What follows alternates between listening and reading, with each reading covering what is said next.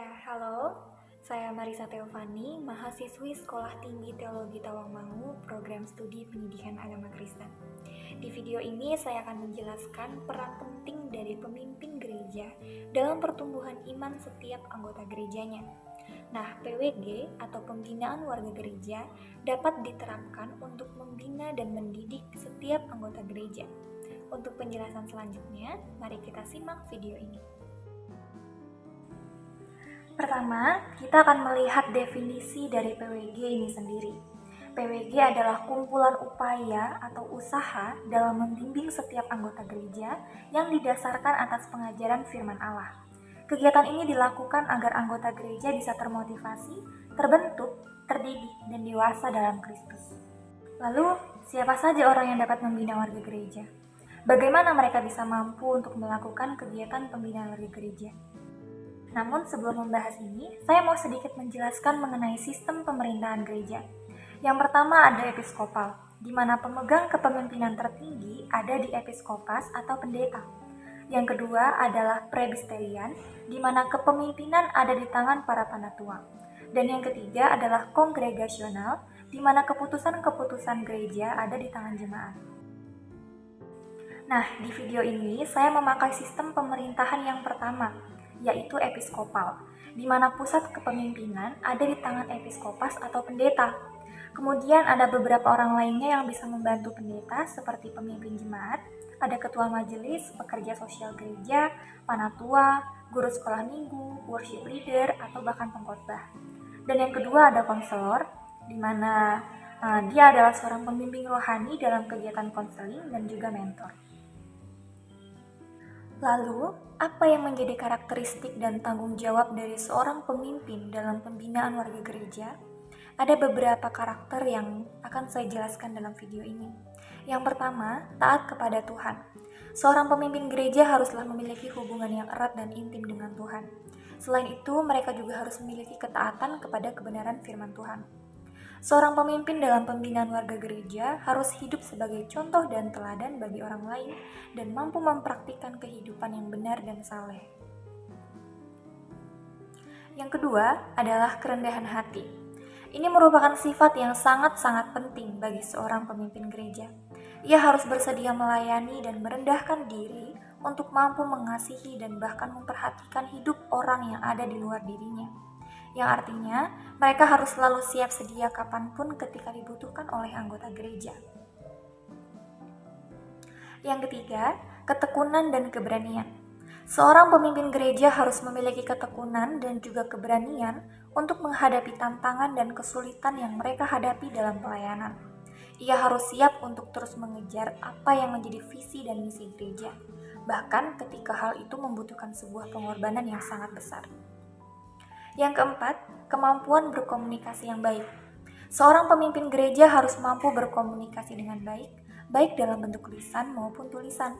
Ia harus mampu menjelaskan apa yang menjadi makna kebenaran firman Allah dengan benar, namun juga harus dapat mudah dipahami oleh jemaat atau anggota gereja. Yang kelima, kesediaan untuk belajar. Seorang pemimpin gereja harus memiliki kesediaan untuk terus belajar dan memperdalam pemahaman dan pengetahuannya mengenai kebenaran firman Allah dan perkembangan pelayanan gereja. Ia harus mempunyai semangat untuk mengikuti pelatihan atau seminar yang diperlukan untuk meningkatkan kemampuan dan kualitas pelayanan gereja. Yang keenam, memperhatikan perkembangan jemaat. Seorang pemimpin gereja harus memperhatikan dan juga memfasilitasi perkembangan rohani warga gerejanya. Ia perlu membantu setiap jemaat untuk tumbuh dalam iman dan memperdalam hubungan mereka dengan Tuhan. Yang ketujuh, mampu menjalin hubungan yang baik dengan masyarakat sekitar. Nah, seorang pemimpin gereja harus menjalin hubungan yang baik dengan masyarakat. Mengapa? Karena dengan adanya hubungan yang baik dengan masyarakat sekitar, gereja akan mendapat dukungan dan juga partisipasi yang cukup besar. Hal ini akan membantu untuk meningkatkan keberhasilan dan membawa dampak positif bagi gereja. Selain itu, hubungan yang baik antar gereja dengan masyarakat akan membantu dalam membangun kredibilitas gereja di mata umum. Hal ini akan membantu gereja dalam mengatasi persepsi negatif tentang gereja, sehingga masyarakat akan lebih terbuka untuk mengenal dan terlibat dengan gereja. Jadi, apakah hanya anggota gereja saja yang perlu untuk belajar? Tidak dong, pemimpin dalam pembinaan warga gereja juga perlu untuk belajar dan terus mengembangkan diri guna meningkatkan mutu dan kualitas jemaat yang dewasa. Lalu apakah yang dapat dilakukan oleh pemimpin gereja dalam pembinaan warga gereja ini? Nah, terdapat beberapa wadah yang dapat disediakan oleh gereja guna menunjang keberhasilan dalam kegiatan pembinaan warga gereja ini. Antara lain, yang pertama ada pelayanan mimbar. Pelayanan mimbar ini diwarnai dengan penyampaian kebenaran firman Allah atau yang sering kita sebut dengan berkhotbah. Melalui pelayanan ini, anggota gereja terbantu dalam pertumbuhan iman dan harapan mereka kepada Tuhan. Yang kedua adalah kelas PA atau pendalaman Alkitab. Ini merupakan kelas di mana anggota gereja akan dibimbing dan diarahkan untuk lebih memahami dan memperdalam pengetahuan mereka tentang Alkitab. Yang ketiga adalah visitasi. Ini merupakan kegiatan yang dilakukan untuk mengidentifikasi kebutuhan dan persoalan jemaat. Pemimpin gereja bisa berkunjung ke rumah-rumah jemaat untuk mendidik dan melayani mereka. Dan itu juga bisa untuk membangun relasi dengan jemaat agar lebih kenal dan akrab dengan mereka. Yang keempat adalah komunitas doa rutin. Ini bisa dilakukan 2 atau 3 kali dalam seminggu, yang tujuannya adalah memperdalam hubungan anggota gereja dengan Tuhan.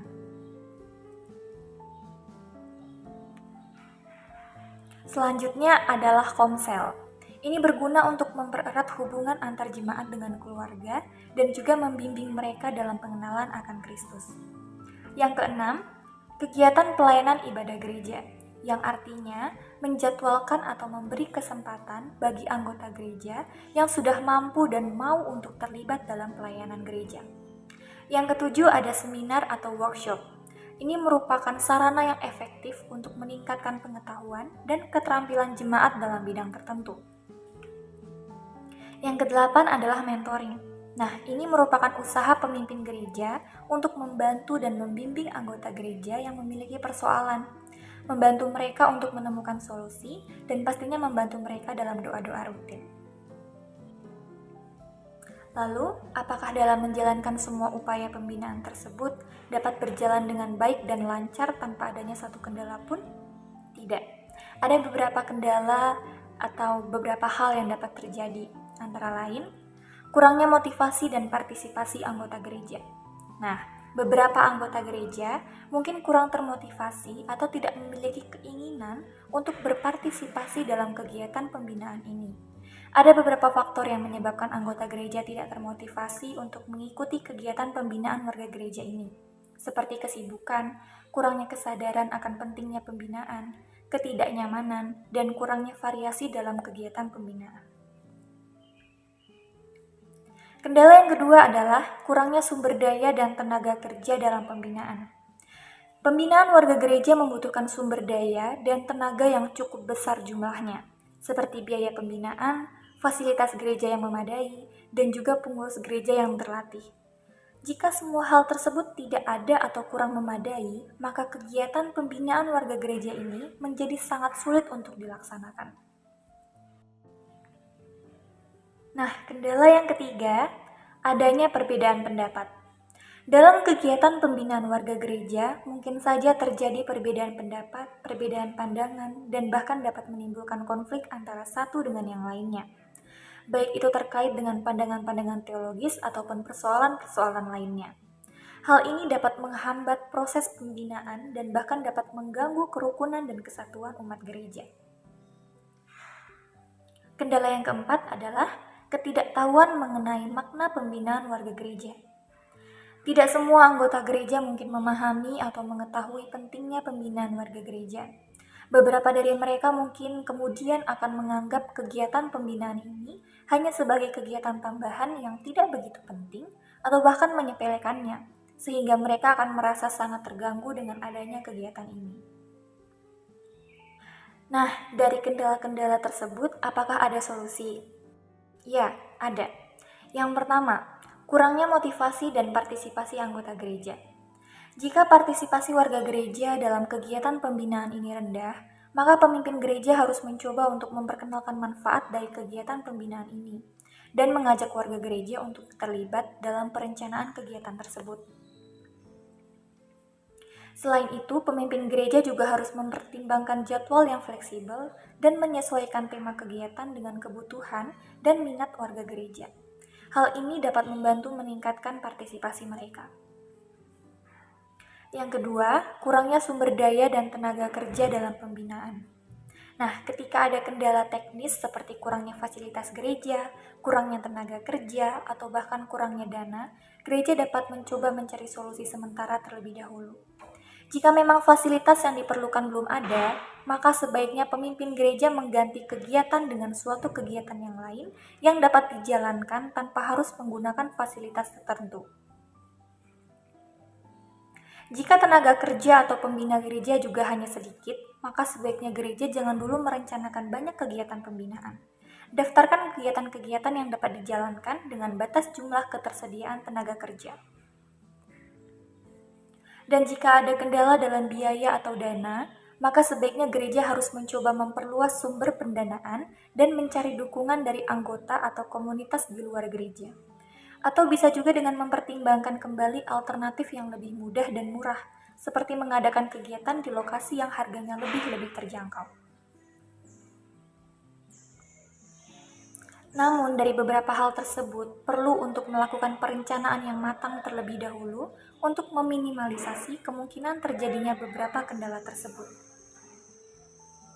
Nah, kendala yang ketiga adalah perbedaan pendapat. Ketika ada perbedaan pendapat atau perbedaan pandangan yang kemudian akan menimbulkan konflik antara satu dengan yang lainnya, maka sebagai pemimpin dalam pembinaan warga gereja ini harus mampu menghargai perbedaan tersebut. Sekaligus, pemimpin harus mengupayakan dialog yang terbuka dan konstruktif untuk mencapai pemahaman bersama. Pemimpin juga harus menyediakan waktu dan ruang untuk membahas masalah yang kemudian dapat menyelesaikan konflik yang ada. Yang keempat, ketidaktahuan mengenai makna pembinaan warga gereja. Jika hal ini terjadi, maka pemimpin gereja harus mengkomunikasikan lebih jelas dan detail lagi mengenai pentingnya pembinaan warga gereja. Pemimpin gereja harus menjelaskan manfaat dan tujuan dari kegiatan ini dengan cara mengkomunikasikannya secara jelas dan terperinci. Dalam komunikasi tersebut, pemimpin gereja juga dapat menyebutkan dampak positif yang dapat diperoleh warga gereja setelah mereka mengikuti kegiatan pembinaan ini. Selain itu, pemimpin gereja juga dapat melibatkan warga gereja dalam perencanaan kegiatan ini. Dengan demikian, mereka yang tadinya kurang memahami pentingnya kegiatan pembinaan ini akan menjadi tahu dan mengerti. Dan cara selanjutnya yang dapat dilakukan oleh pemimpin gereja adalah memvariasikan kegiatan pembinaan ini agar lebih menarik dan relevan. Dalam membuat kegiatan pembinaan warga gereja ini, pemimpin gereja harus mampu mempertimbangkan minat dan kebutuhan warga gerejanya, serta memilih topik yang relevan dengan konteks dan kondisi gereja tersebut. Kemudian, solusi selanjutnya adalah dengan mengadakan follow-up setelah kegiatan pembinaan. Follow-up ini dapat berupa diskusi tanya-jawab antara pemimpin dengan warga gereja, di mana pemimpin memberikan ruang untuk memberikan feedback tentang kegiatan yang telah mereka lakukan tersebut. Hal ini sangat membantu warga gereja untuk memahami lebih lagi mengenai manfaat dan hasil kegiatan pembinaan warga gereja yang telah mereka ikuti. Nah, berdasarkan pemahaman di atas, dapat disimpulkan bahwa pembinaan warga gereja atau PWG sangat penting dan sangat dibutuhkan dalam perkembangan iman warga gereja. Melalui kegiatan pembinaan ini, anggota gereja dapat memperdalam pemahaman mereka tentang firman Tuhan, membangun komunitas yang lebih dekat dan saling mendukung, serta mengembangkan karakter dan keterampilan kepemimpinan yang dibutuhkan dalam pelayanan gereja. Pembinaan warga gereja juga dapat membantu gereja untuk menjaga kerukunan dan kesatuan gereja, serta meningkatkan kualitas pelayanan gereja secara keseluruhan. Dalam hal ini, gereja dapat menjadi tempat yang aman dan nyaman bagi anggota gereja untuk mereka bertumbuh dalam iman, serta memberikan kontribusi yang lebih besar dalam melayani Tuhan dan sesama. Oleh sebab itu, pembinaan warga gereja ini harus menjadi prioritas utama dalam kegiatan gereja. Gereja harus menyediakan berbagai wadah dan program pembinaan yang sesuai dengan kebutuhan dan kepentingan anggota gereja.